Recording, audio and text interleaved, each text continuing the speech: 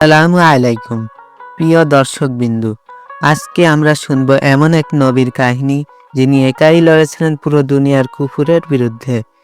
তিনি ছিলেন আল্লাহর বন্ধু খলিলুল্লাহ, নবী ইব্রাহিম আলাইহিসসালাম।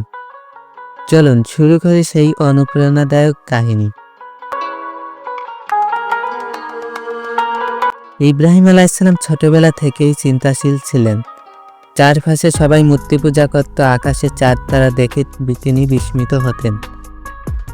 একদিন চাঁদ দেখলেন, বললেন, এটাই কি আমার রব? কিন্তু কিছুক্ষণ পর চাঁদ মিলিয়ে গেল। আবার সূর্য দেখে বললেন, এটাই কি আমার রব? সূর্য অস্ত্র গেলে বুঝলেন এগুলো কখনোই তার রব হতে পারে না। তখনই তিনি ঘোষণা করলেন, আমার রব সেই, যিনি আসমান জমিনের সৃষ্টিকর্তা, যিনি কখনো বিলীন হয় না।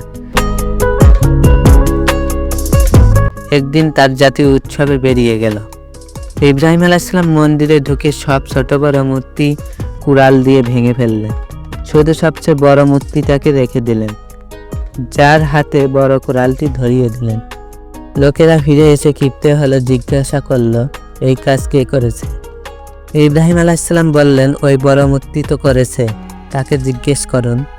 সবাই মাথা নিচু করে বুঝল মূর্তিরা কিছুই করতে পারে না, কিন্তু অহংকারের কারণে তারা সত্য মানল না। তারা সিদ্ধান্ত নিল ইব্রাহিম আলাইহিসসালামকে জ্বালিয়ে দেবে। বিশাল আগুন জ্বালালো, এত বড় যে পাখিরা উপরে উঠতে পারছিল না। কাটাপল্টি করে তাকে আগুনে নিক্ষেপ করা হলো। কিন্তু তখন আল্লাহর হুকুম হলো, হে আগুন, তুমি হয়ে যাও শীতল ও নিরাপদ ইব্রাহিমের জন্য। আগুন বরফের মতো ঠান্ডা হয়ে গেল, আর ইব্রাহিম আলাইহিসসালাম শান্তভাবে বের হয়ে এলেন। এটা ছিল আল্লাহর মহাশক্তির নিদর্শন।